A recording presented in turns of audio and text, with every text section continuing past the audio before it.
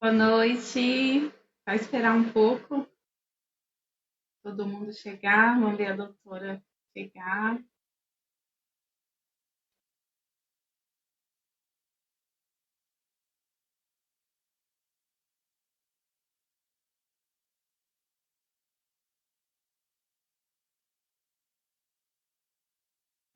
Pronto, 7h30, né? Em ponto. Boa noite a todos. É uma honra poder estar aqui representando a Comissão da Mulher Advogada aqui de Valinhos. Meu nome é Vandecleia, faço parte com muito prazer da Comissão da Mulher Advogada e agradeço em especial a diretoria da OAB, em nome da doutora Raquel, a nossa presidente, por essa oportunidade de estar trazendo palestras, lives tão importantes aqui para o perfil, para agregar mesmo para os nossos colegas aqui de Valinhos. E um abraço especial para as doutoras, a gente fala meninas, as doutoras ali da Comissão da Mulher Advogada, a doutora Luana, que deve estar aí, eu não vi, mas deve estar a doutora Carla, que já está mandando um oi, a doutora Val, que foi a primeira a entrar. Obrigada pela parceria. As perguntas que nós vamos fazer hoje aqui foram elaboradas juntas. É uma honra poder estar aqui. E então, vamos ver se a doutora Giovana já está aqui. Vamos lá.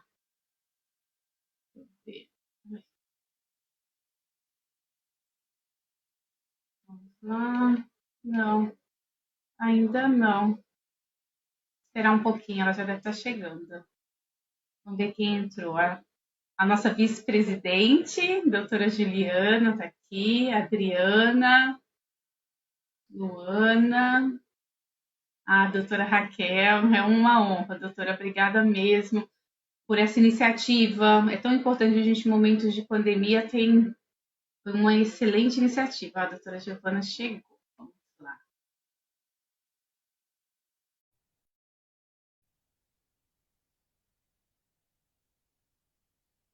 Está entrando. Olá, tudo Oi, bem? tudo ótimo. Está me ouvindo Tô bem? te ouvindo bem. Que ótimo. Eu estou mandando uma mensagem aqui pedindo para alguém trazer um fone de ouvido, porque está bem baixinho para mim a sua voz. Ah, é? Quer que eu suba um pouquinho aqui? Deixa eu ver se ajuda a melhorar. Melhorou? Oi? Melhorou? Não, acho que é o fone de ouvido Ah, mesmo. então deve ser. Se alguém vai trazer. Aqui tem os bastidores e aí dá tudo certo. Ah, Uma então tá hora dá bom. certo. Doutora, eu vou fazer a parte de ler o seu currículo para que o pessoal que está chegando aqui possa conhecê-la. Então, Combinado. vamos lá. A doutora Giovana é advogada especialista em direito civil, imobiliário e do consumidor, coordenadora da Comissão da Mulher Advogada da 22ª Subseção da OAB. 22ª é onde, São doutora? José do Rio Preto, interior de São Paulo. Aqui pertinho. Não é São muito José longe, do Rio é? Preto. Não é, não É, é? acho que não é longe Acho daqui que de não. Valinhos, não. Também Não acho que deve não. ser longe, não. É diretora municipal da Associação Brasileira dos Advogados, a ABA, campeã distrital de oratória em 2017, semifinalista do Concurso Nacional de Oratória em 2018, formada em expressão verbal e oratória, gerente do Concurso Nacional de Oratória da NBIO Rotaract, é isso, né? E é Rotaract. Ai, meu Rotaract, Deus. Nossa, Brasil, chutei o na ring gestão light, quase derrubei tudo. 2019-2020. Chutei Oi? o ring light, quase que eu derrubo tudo. Calma, São calma. coisas do ao vivo, gente. Professora de oratória, colunista do blog Mariana Gonçalves e do blog Minutos do Direito, idealizadora do Instablog Advogada na Tribuna e do canal do YouTube Advogada na Tribuna. Pronto, doutora, eu agradeço muito a participação por ter se disponibilizado. Na primeira mensagem que mandamos, a doutora já foi muito solícita e disse que iria participar. Muito obrigada mesmo. Imagina, eu que agradeço pelo convite. Fico extremamente honrada de estar aqui com vocês. Muito obrigada mesmo. Então, ó, nós já lemos o currículo, já sabemos quem é a doutora Giovana, mas antes de entrar nas perguntas, inclusive os colegas que estão assistindo, quiserem mandar pergunta aqui, ó, na caixinha de pergunta, tem um ponto de interrogação, só escrever e mandar lá que a gente vai responder durante a live. Tem umas que eu preparei aqui bem difícil, tá? Mas manda pergunta aqui. Mas, doutora, já que a gente conhece a doutora Giovana, eu queria saber dos bastidores. Essa doutora Giovana já nasceu sabendo falar em público, quando pegou a sua ordem, falou, agora eu vou arrebentar, porque eu não tenho medo de audiência, não tenho medo de falar com ninguém. Conta, como foi? Imagina, eu tinha muito medo de falar em público, já paguei vários micos. Eu uma vez fui fazer uma apresentação num evento, tinha mais ou menos 300 pessoas, e eu tropecei no fio, desliguei o hino nacional quando eu fui descer do palco. Foi assim, horroroso. Teve uma outra que eu precisava falar a palavra solenidade, eu falei sonelidade umas 8 vezes e não conseguia falar, então eu tive muita dificuldade. Quando eu fui apresentar o meu TCC, eu gaguejei, eu passei muito mal, eu não conseguia apresentar direito, então eu não sempre falei bem em público, eu não era uma boa oradora, digamos assim, porque são coisas diferentes, né? Falar bem em público é uma coisa e ser uma oradora é outra. E aí eu realmente aprendi isso ao longo do tempo. Eu poderia te dizer assim, você preferia não ter passado por tudo isso? Não.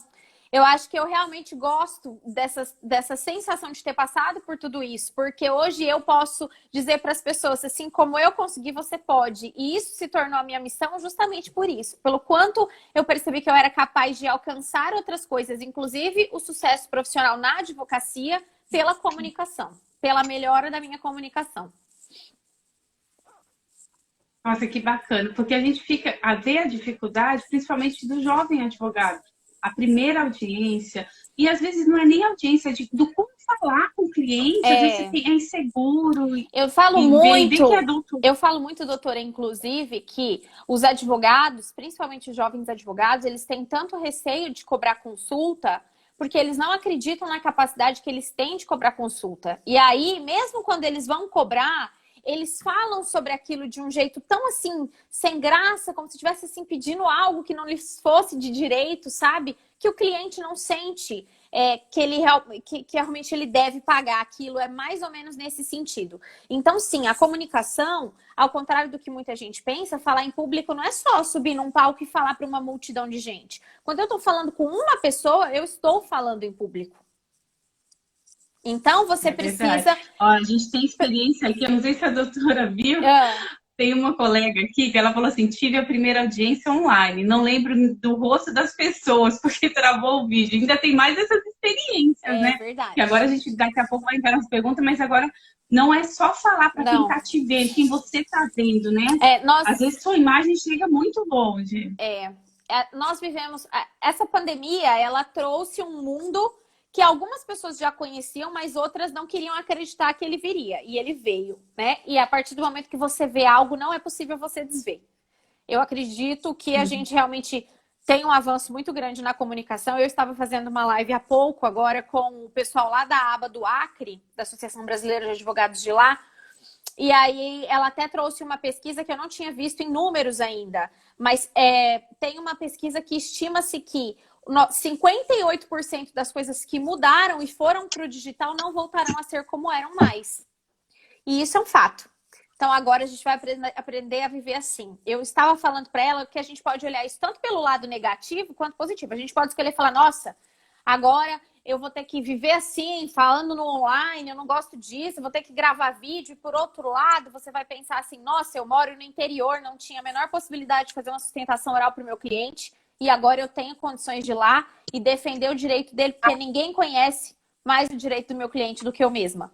Então a gente pode olhar pelos dois lados, né? E eu espero que a gente olhe pelo lado bom, porque já que a gente tem que encarar a mudança, que a gente consiga ver e aproveitar o que tem de melhor nessa mudança.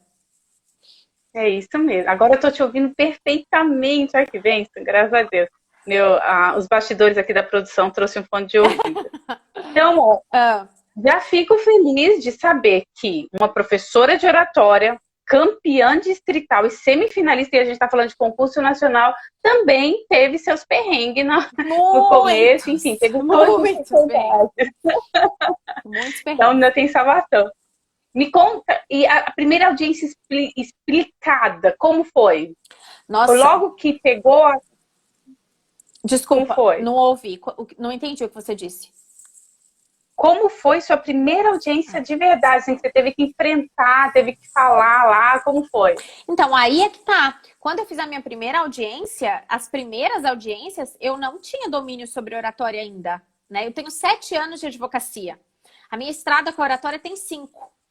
Então, os 2 primeiros anos de advocacia foi na raça. E eu não dormia à noite. Tinha uma juíza que eu ia fazer audiência com ela e, assim, pelo cabelo, não posso nem falar o nome, misericórdia. Mas, assim, pelo cabelo dela, a gente sabia como que tava o humor. Se a gente chegasse e o cabelo dela tivesse arrumadinha, é porque ela tava de bom humor. Se a gente chegasse e ela tivesse com o cabelo tudo espatrochado, a gente falava, é hoje. Por quê? Porque ela coçava, ela fazia assim na cabeça, quando ela ia ficando nervosa, aí você chegava, o cabelo dela tava desse tamanho, sabe? Aí você falava, e não dava pra você Uhum. saber o que vinha dali. O meu primeiro ano, com todo o meu estágio, meu primeiro ano de advocacia, eu advoguei na área trabalhista e empresarial, sempre para reclamada. Então, a audiência trabalhista é aquele negócio, você não sabe o que vai acontecer lá, né? Principalmente na instrução. Hoje eu não advogo mais nessa área, já tem bastante tempo, mas era bem, bem complexo. E eu não sabia como me preparar. Então, eu achava que me preparar para audiência era simplesmente eu pegar, estudar o processo e chegar lá. Né? Se você for parar para pensar, não existe segredo, tá? Em audiência. Você precisa conhecer o rito, você precisa conhecer o Uhum. processo. Mas quando você percebe que tudo em você comunica, então o tom da voz que você usa para impor o respeito, para impor o limite, inclusive para o advogado da parte contrária, jovem advogado precisa usar muito isso, né? Porque eu já passei por uma situação dentro de uma audiência trabalhista no começo da minha carreira, de um advogado dos seus 50 e tantos anos de idade, começar a falar para mim, era uma conciliação, uma tentativa de conciliação e execução. E aí ele falava assim para mim, eu vou impugnar. Eu falava assim, o prazo de impugnação do senhor já passou. Se o senhor quiser pugnar, fica à vontade, mas já passou.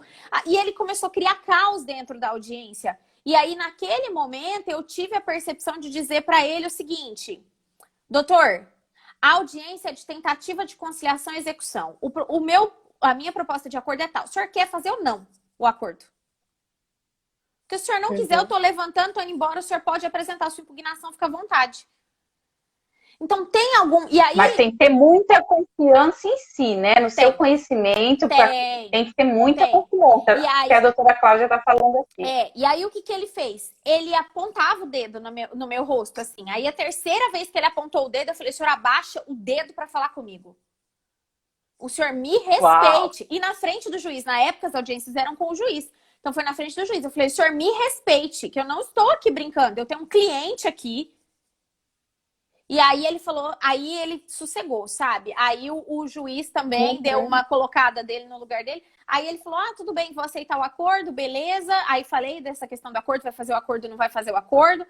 E aí ele virou pro juiz e falou assim, nossa, essa doutora é brava, né? Aí o juiz falou para ele, não costuma ser não, mas o senhor provocou hoje, né? Porque eu tava lá sempre, né? 3 vezes na semana eu tava lá fazendo audiência. Então precisa, por isso que eu digo, porque você costuma externalizar aquilo que tá dentro. Se você não tem Uhum. confiança, você precisa ter técnicas que te ajudem, primeiro, a ter confiança. Segundo, a externalizar a confiança que você não tem. Porque quem tá te ouvindo não precisa saber que você não tem confiança. E você vai ser Uhum. testado muitas vezes, tá? Por isso que tem que saber o seu lugar. Então, por exemplo, quando eu fui fazer minha primeira sustentação oral no Tribunal de Justiça do Estado de São Paulo, os advogados viram que eu era muito nova, alguns advogados que estavam lá, acho que foram 4 ou 5 advogados, não me lembro, eles fizeram a sustentação oral deles, e eu que não sou boba nem nada, estava na minha primeira sustentação oral, nunca tinha visto uma sustentação oral. O que eu fiz? Deixei meu nome por último, que eu queria ver eles sustentarem primeiro, para eu ter certeza que vai fazer tudo certinho. E eles viram e eles ficaram para assistir a minha. Tipo assim, eu quero ver realmente se essa doutora, entendeu? Se essa advogada vai saber sustentar, né? E eles ficaram lá. Ali do interior, lá de São Paulo, aquela advogada do interior, quero ver. Né? E eu acho que entra muito na curiosidade, porque como eu advogava para uma grande empresa, era uma multinacional, digamos assim, ficava naquela, como que uma advogada de 20 e poucos anos advoga para uma multinacional? Porque, será que é correspondente, foi contratada? Essa moça... Eu acho que eles ficaram muito especulando, né? Na curiosidade, assim. Enfim, foi isso. E aí eu fui com a cara e com a coragem. Se eu tivesse aprendido antes tudo que eu sei agora, teria sido muito mais fácil. Mas eu também digo que se eu não tivesse percorrido esse caminho, eu não poderia hoje ser a prova viva de que a oratória não é dom, é habilidade. Dá para ser desenvolvido para todo mundo que queira desenvolver, né? Que se comprometa a estudar as técnicas e realmente para colocar isso em prática, né? Para treinar a oratória. Mas é possível. Então, já que a doutora falou que oratória não é um dom, é uma técnica, qual a diferença, então, de oratória e de falar em público? O falar em público significa que você consegue chegar para as pessoas, se posicionar, falar de uma maneira que elas consigam ouvir você, ou seja, sem ruídos, sem travar. Então, você consegue entregar a mensagem. Agora, o bom orador, ele tem um propósito com a mensagem. Toda a construção da fala dele é feita e desenvolvida para aquele público-alvo específico e para causar naquele público alguma ação, né? Algum impacto. Quando eu digo assim, eu sou responsável por aquilo que eu digo, mas eu não sou responsável pelo que você entende, isso não é oratória. Isso é falar em público. O orador é responsável pelo que o outro entende. Porque o discurso dele, a linguagem que ele vai utilizar, a vestimenta que ele vai utilizar, os exemplos que ele vai contar, a forma como ele vai impostar a voz, a entonação e a ênfase em cada lugar que ele vai colocar são programadas para que haja um entendimento e para que haja um resultado. Seja esse resultado o provimento de um recurso, seja esse resultado a possibilidade de ser ouvido dentro de uma audiência, tudo isso tem a ver com postura, tem a ver com comunicação. Tudo em você comunica. A forma como você chega, a sua postura quando você chega numa audiência, ela já está dando informações para as pessoas que estão lá. Se você não tem ciência do que você está comunicando, é hora de começar a olhar e falar, opa, né? Tem muita gente, sabe quando que dá para visualizar muito isso, doutora? Eu já ouvi muita gente falar ó. Já vou ficar de olho se eu tô cometendo esse erro. Tem muita gente que é associado em escritório e fala assim, por que eu não tenho oportunidade? O fulano de tal nem é tão bom tecnicamente quanto eu, mas ele sobe de cargo, ele é visto, ele é lembrado, ele é mandado para fazer sustentação oral, ele é mandado para fazer audiência de instrução. Eu não sou. Por quê? E aí pode ser que, de fato, ali nas mínimas possibilidades, sejam por outros motivos. Mas a grande verdade é que, na maioria das vezes, você é bom, mas não sabe mostrar que é. Você é bom, mas não comunica que é. Não basta ser bom, as pessoas precisam saber que você é bom. Porque pensa comigo, vamos falar num contexto de advogado autônomo. Se você tem lá 3, 4, 5 escritórios a cada quarteirão, por que eu vou contratar você e não o outro? O outro cobra mais barato. Por que eu vou contratar você e não o outro? Porque eu sou bom. E como que eu sei que você é bom? Por aquilo que você comunica. Pela sua postura, pela sua linguagem, pela sua fala, pela forma como você se porta nos ambientes. Então, isso é o que dá o diferencial. Porque hoje, no mundo de hoje, ser especialista não é suficiente. Especialidade é aquilo que você se dá, né? É um título que você se dá. Você vai lá, faz uma pós-graduação e você é especialista. Agora, a autoridade é um título que os outros te dão. Dentro de um escritório de advocacia, dificilmente você vai ter alguém que fala assim, eu vou te contratar hoje. Quantos clientes você tem que já chegaram para te contratar e perguntaram onde você se formou? Para saber se ele te contratava ou não. Onde você fez pós-graduação? Ninguém pergunta isso.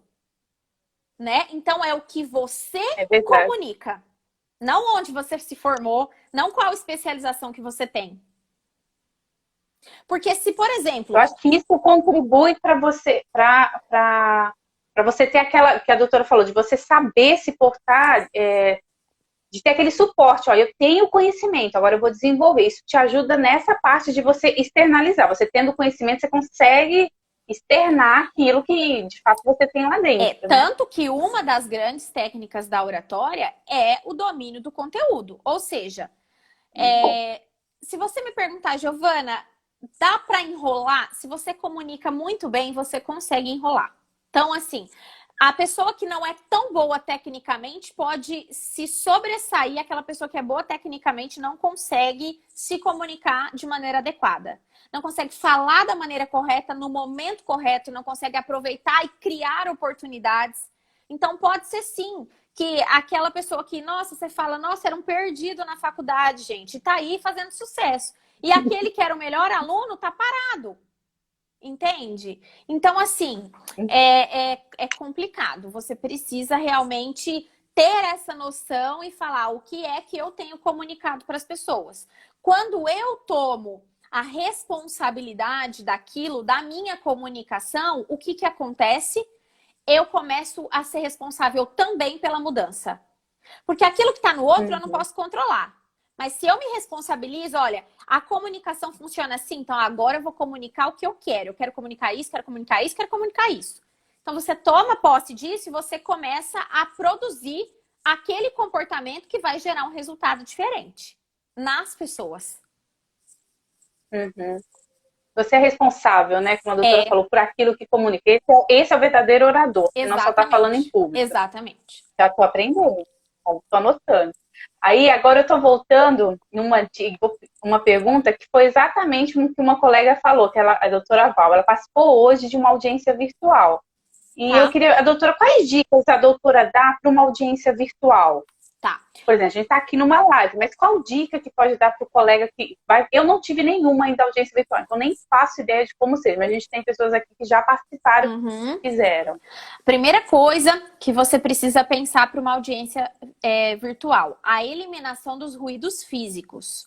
O que são os ruídos físicos? É o cachorro que late no fundo, é a panela que cai, é a criança que grita, entende?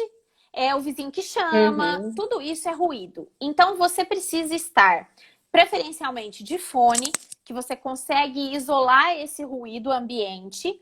E, preferencialmente, se você mora com outras pessoas, avisar, olha, eu estou trabalhando, eu vou entrar numa audiência, por favor, não me chame, por favor, evite os barulhos, por favor.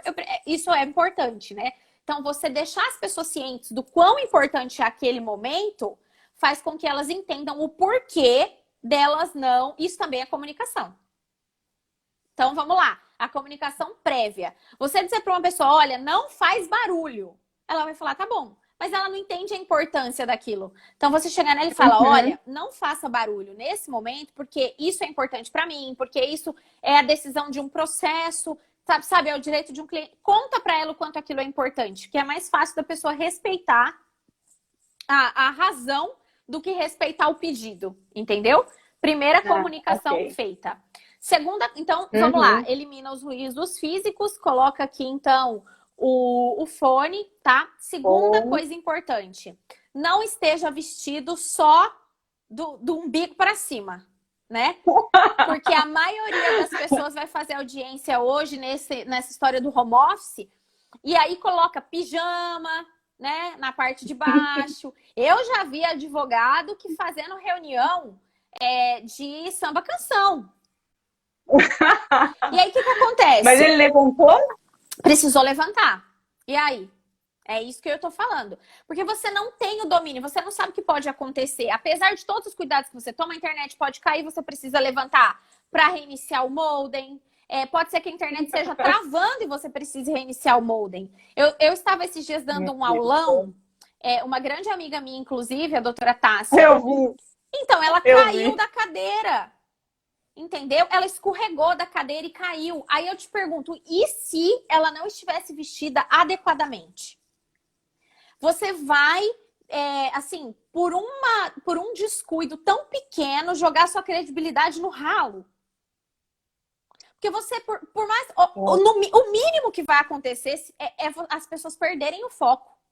Se você levanta de samba canção, o mínimo é que vai todo mundo ficar rindo por dentro, segurando para não rir por fora.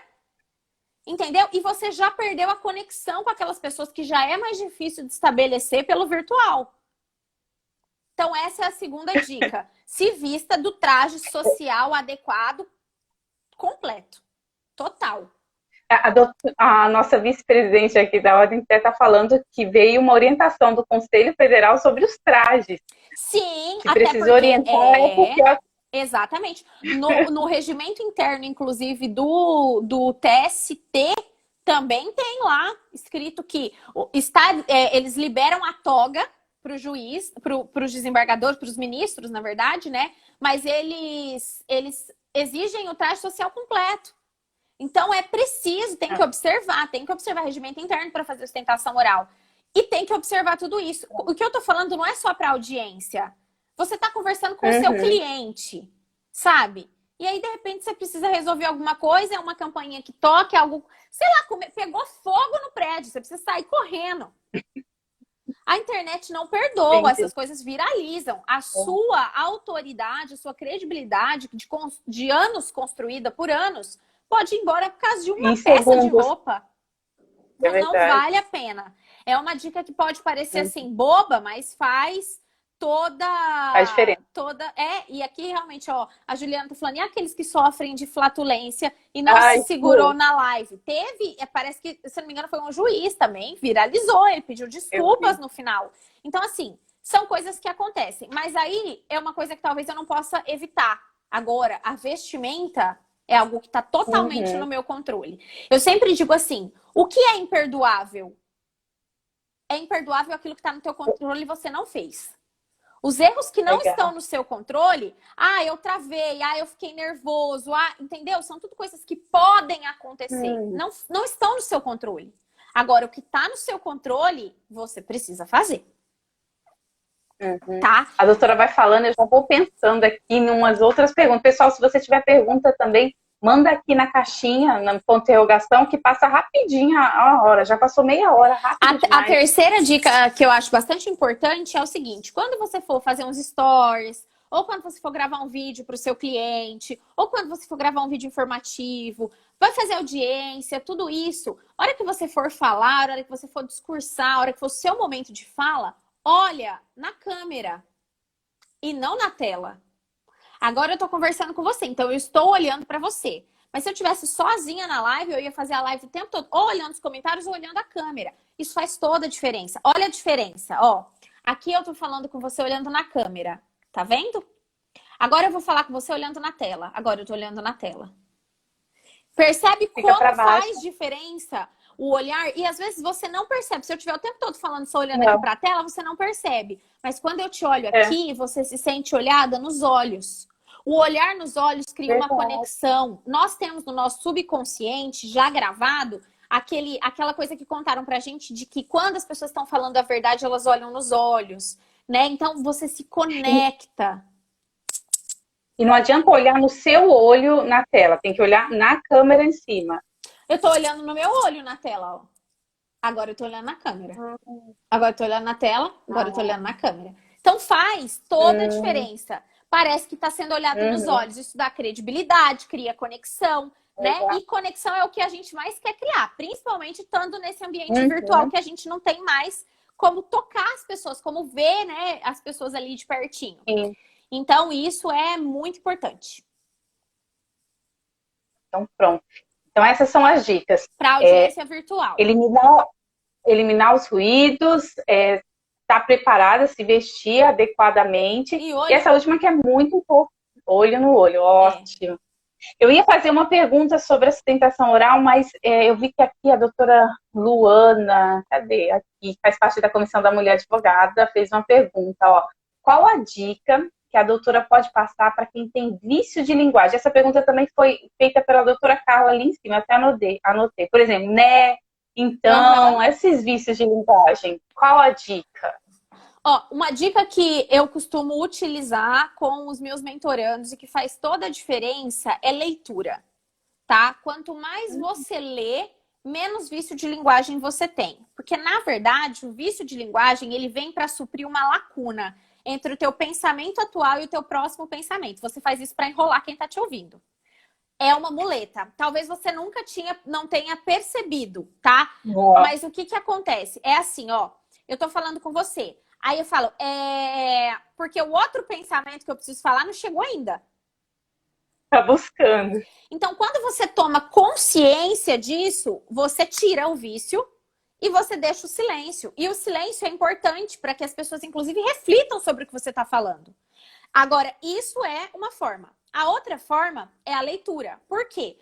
Quanto mais você lê, mais repertório de vocabulário você tem e você consegue potencializar o seu raciocínio. Eu costumo dizer que a leitura, ela é para o nosso cérebro o mesmo que a musculação é para o corpo. Então, quanto mais você treina seu cérebro, mais rápido ele funciona, mais forte ele fica. E aí ele consegue buscar os pensamentos mais rápido. Se você faz disso um exercício... Não é necessariamente só conteúdo jurídico, só livro jurídico. Pelo contrário, é o que você quiser ler, é o que você gosta. Eu costumo falar assim, gosta de Harry Potter, lê Harry Potter. Gosta de Crepúsculo, gosta de autoajuda, lê autoajuda, mas leia. Tá? Eu também gosto muito de dar dica de livros alternados, que talvez seja algo que quase ninguém... Quem aqui lê livro alternado? Gente, responde aí nos comentários, eu quero ver. É uma dica que quase ninguém segue, faz toda a diferença. Nós estamos acostumados a assistir várias novelas, a assistir vários filmes, a assistir vários seriados. Acompanha 3, 4 seriados de uma vez, a gente sabe dizer o que está acontecendo em cada um. Mas quando a gente vai ler, a gente lê um livro por vez. Não lê 2. Eu achei que eu tinha problema, porque eu leio 3, porque eu não tenho paciência de ficar em um só, tem que ficar dividindo. Isso é excelente. Por quê? Porque você trabalha não só a questão visual. Você começa a pôr o seu cérebro para raciocinar isso. Então, o que você faz? Por exemplo, segunda-feira você lê o livro A. Terça-feira você lê o livro B. Quarta-feira você lê o livro A. Quando você for ler na quarta-feira o livro A, o livro B, você faz 48 horas que você lê o livro A. Então, o teu cérebro vai ter que buscar uma informação e te colocar naquele espaço. Esse é o livro que está acontecendo isso. Não. Então, ele vai funcionando para buscar informação. Isso faz com que ele esteja treinado para raciocinar mais rápido. Bacana, excelente dica. O doutor Cláudio está perguntando qual tom da voz é adequado no tribunal do júri? Qual é o tom de voz? Não só no tribunal, mas tom de voz. Acho que para se colocar mesmo. Ele falou no tribunal do júri, mas acho que também é importante. Eu vou dizer para você que não existe um tom de voz único, adequado para um único ato. Por exemplo, o tal tom de voz é adequado para o júri. Tal tom de voz é adequado para, por exemplo, uma sustentação oral. Não é assim que funciona. Existem entonações utilizadas dentro do contexto de acordo com o objetivo e você geralmente não fica numa só. Por exemplo, se eu ficar o tempo todo... vamos supor que eu use com você aqui uma entonação de modalidade crescente, que geralmente é utilizado para dar boas notícias. Então, eu vou falar com você dessa forma, tá? Então, vamos lá. Vou dizer assim... hoje fez frio em Rio Preto. Todos os moradores tiraram seus agasalhos do armário. As pessoas se vestem melhor quando está frio. A entonação tá só aqui, subindo. Se eu ficar falando com você assim 5 minutos, você já cansou. Já. Da mesma forma, se eu ficar falando com você assim o tempo todo, do começo ao fim, sem esboçar reação nenhuma, você também vai cansar de me ouvir. Então, o discurso monótono, independente de qual entonação ele esteja, se ele for monótono, ele não é bom. Porque as pessoas se cansam. Então, você precisa percorrer as entonações de acordo com o seu objetivo dentro da fala. Então, tem momentos do seu discurso ali dentro do tribunal de júri que você precisa ser enfático. Mas tem momentos que você quer levar os jurados, as pessoas que estão ali julgando, né? Que você quer levar eles a refletirem. Então, aí, nesse momento, você vai falar um pouco mais devagar, você vai deixar eles pensarem, você vai diminuir o tom da sua voz. Entende? Uau, deu para perceber. E aí, tem momentos que eu quero ser incisivo, porque não há outra forma de resolver esse conflito senão essa decisão. Então, eu tenho que dançar entre eles. E eu tenho que descobrir qual é o momento que eu aplico cada um de acordo com o meu objetivo. Não existe uma entonação única para um ato completo, entendeu? Uhum. Tem que ir alterando conforme a oratória. Exato. E aí, a doutora perguntou sobre os vícios de linguagem e sobre o branco, aquele famoso branco que você preparou, você foi para a audiência, tá tudo aqui, ó, pronto, eu sei o que falar, mas na hora de falar, some. E aí? Na maioria das vezes... Como evitar isso? Tem. Na maioria das vezes, o branco acontece porque você decorou o que você tinha para falar. Quando você cria para você mesmo uma linha lógica de raciocínio da sua fala, que as coisas fazem sentido para você e que você internaliza, por mais que você esqueça a palavra que você ia usar, a frase que você ia usar, você vai conseguir falar aquilo de uma outra maneira. E isso é ótimo. Por quê? Porque aí não fica aquela coisa engessada, decorada. Mostra que você, de fato, tem domínio do tema, domínio do que você está falando, tá? Então, o branco, ele acontece, na maioria das vezes, quando você decore. Por isso, a minha sugestão é não decore. A leitura também ajuda muito, porque aumenta repertório. E aumenta o trabalho do cérebro para fazer o raciocínio, né? Então, isso também é muito importante. Agora, sim, parem também de achar que vocês precisam colocar tudo na cabeça. Não tem problema você ir para a audiência ali com o seu, seja com o seu tablet, seja com o papel, seja com a pasta do cliente, com as perguntas que você vai fazer. Entendeu? O nosso cérebro está muito seletivo, a gente está guardando muita coisa na cabeça. Então, tem coisas que não é necessário. Verdade. Até porque, é claro, por que você precisa estar treinado? Porque quando você vai para uma audiência de instrução, por exemplo, a depender da resposta que foi dada, você tem uma pergunta nova para fazer. Então, você precisa estar atento. Agora, justamente por isso que não vale a pena você ir tão nervoso com tudo decorado, porque senão você vai estar tão preocupado em lembrar o que você decorou, que você não vai estar atento no que é mais importante, porque às vezes é numa deixa de uma resposta que você acha uma outra pergunta. Então, o domínio do tema e o sentido daquilo faz toda a diferença no momento que você vai produzir, reproduzir a sua fala. Precisa tomar cuidado com isso. Leve as perguntas anotadas. Sustentação oral. Não leia o recurso. Sustentação oral não é leitura de recurso. Sustentação oral é tese forte para ser defendida, para ser sustentada. E sustentação oral muda voto? Sim. Porque eu já mudei alguns. Então, assim, tem que tomar cuidado com isso. Se você chega lá e começa a ler o recurso, falar Descartes, data vênia. Gente, pelo amor de Deus, fala uma linguagem que você consiga falar, mas que você entregue o conteúdo. Porque latim, os desembargadores já sabem. Entende? Eu fico revoltada com isso. Porque as pessoas, elas não querem falar para obter resultado. Elas querem falar para mostrar que elas sabem falar. Para com isso. Porque numa dessa, você pronuncia a palavra em latim errado. Ou você esquece a palavra que você ia utilizar.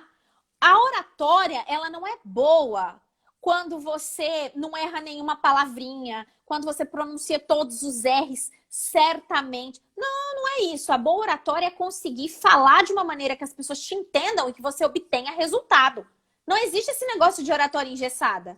Se você chegar lá e você começar a falar na linguagem falada, a linguagem escrita, o ministro vai...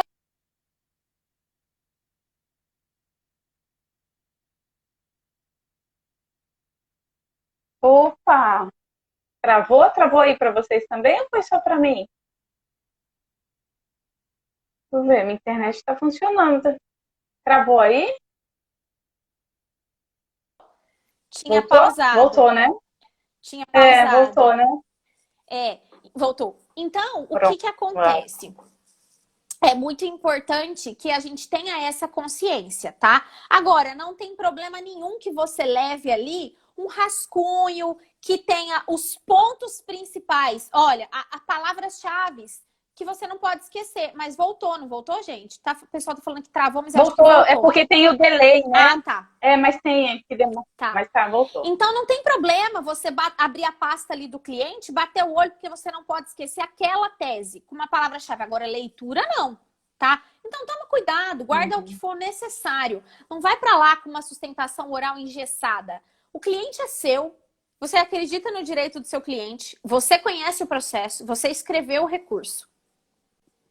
Ninguém, nem o desembargador conhece mais o direito do seu cliente que você. E eu tenho certeza que você sabe explicar o direito e sabe dizer o porquê que aquele seu recurso merece ser provido. Vai mais natural, né? A gente costuma fazer das coisas um evento. Aí eu vou despachar com o juiz. Nossa, um evento, porque o juiz está vestido de preto num degrau acima. Ah, gente, não, né?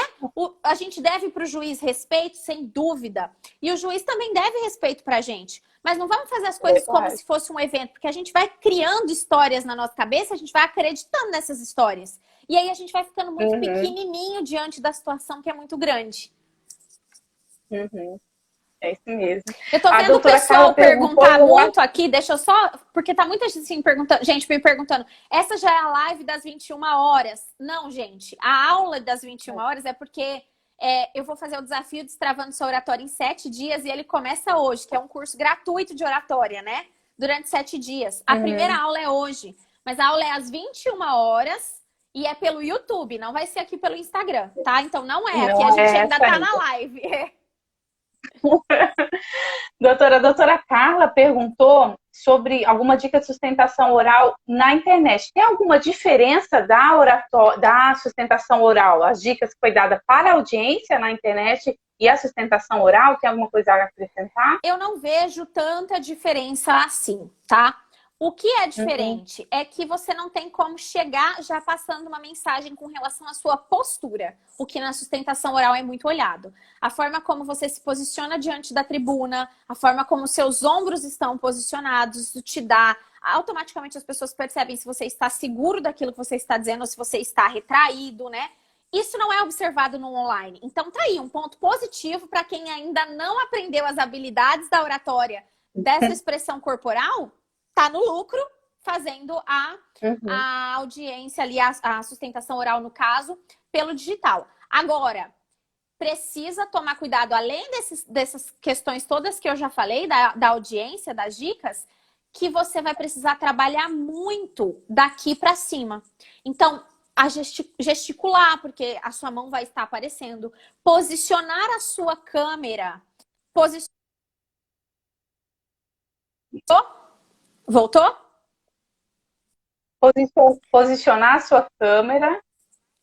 Posicionar a sua câmera de um jeito que as pessoas consigam ver as suas mãos. E a sua expressão facial agora ela tem muito mais valor. Porque aquilo que você diz é expresso também pelo seu olhar. O seu olhar enfático. Tá vendo? Enfático. Tô enfatizando. Né? Ou então isso tudo faz diferença, né? Tudo isso aqui comunica. E você precisa utilizar muito isso a seu favor nesse momento. Né? Porque não dá pra você falar, nossa, como é que eu falo assim? É um absurdo. Essa decisão de vocês é absurda. E tô aqui sorrindo. Eu não entrego a mensagem, concorda comigo? Então, a sua expressão facial, ela diz muito nesse momento. Por isso, precisa estar tão atento. E uma outra dica, gente. Aí vocês vão falar assim, Giovana, não acredito que tá dando isso de dica aqui na live, porque assim, que besteira. Por favor, gente, limpem a câmera antes de começar a fazer a sustentação, antes de começar a fazer a audiência online. Pega o paninho assim, passa na webcam do notebook, passa aqui na câmera do celular. Por quê? Porque uma câmera suja, ela deixa você embaçada, ela deixa você borrada. As pessoas, elas cansam de ver qualidade de vídeo que não tá bom. As pessoas se cansam de ver você embaçada, ela não consegue ver sua expressão. Então, assim, limpar a câmera é uma dica tola, mas que pode fazer toda a diferença. É verdade. É porque aqui a gente tá fazendo a live, eu consigo me ver ok, você vê, eu vou lá e limpar, mas na audiência é da webcam. Mas eu limpo a minha câmera todas as vezes antes de tirar uma foto, todas as vezes antes de fazer uma live. Eu passo ela aqui, a roupinha assim, ó. Não, tá ótimo. Mas se você tivesse passado a roupinha assim, ela ia ficar melhor. Ó, a Graziele, doutora, perguntou: o que ajuda a evitar o nervosismo? Fico tremendo o corpo todo ao falar em público. Fora quando você gagueja, né? O nervosismo é tanto que bate os dentes. Eu falo por experiência própria. Dominar o assunto, dominar o tema, dominar o processo ajuda muito. porque você tem segurança de que você sabe. Só que racionalizar esse processo também.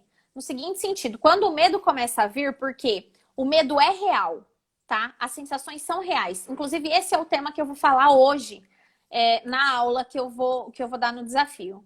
O medo, ele é real. Ele produz sensações reais. Então, quando alguém te fala assim, tem um trem que deixa a gente mais nervosa do que alguém chegar... Você tá nervoso, você tá tremendo, a pessoa fala, isso aí é coisa da sua cabeça. Não, não é coisa da minha cabeça.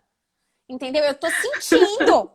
E é isso, por quê? Porque aumenta o cortisol, acontece uma série de modificações no seu corpo, o seu corpo reage àquilo, tá? Então, precisa entender o medo, precisa entender por que ele acontece e começar a racionalizar. Então, dizer assim, tá bom, tô com medo, mas eu tô com medo de quê? O que pode acontecer?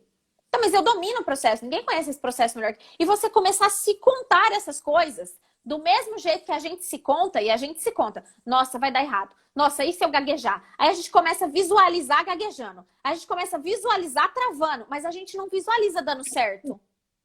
Por que a gente não começa a visualizar dando certo? Giovana, vai entrar nesse negócio de pensamento positivo, energia. Gente, não é energia, não é religião, não é espiritualidade. Pensamento positivo nada mais é do que quando o seu cérebro ele não sabe diferenciar o que é abstrato e o que é real. Quando você visualiza uma coisa errada acontecendo, você manda informações para o seu cérebro e o seu cérebro começa a produzir uma reação para aquilo. Porque ele não sabe que aquilo não está acontecendo. Entende? Por isso que quando você dorme e sonha, você acorda transpirando, você acorda... Por quê? Porque pro teu cérebro você tá vivendo aquilo. Entendeu? Então, o que acontece? Você precisa começar a entender que há uma oscilação de hormônio e aí você começa a se contar coisas diferentes. Para que você... Se você pensa o que de bom pode acontecer, você produz sensação boa. Então, aí, você produzindo sensação boa, seu comportamento muda, e se o seu comportamento muda, a sua reação muda. E é assim, é uma cadeia, tá? Então, o que ajuda? Dominar o tema ajuda, respiração ajuda muito.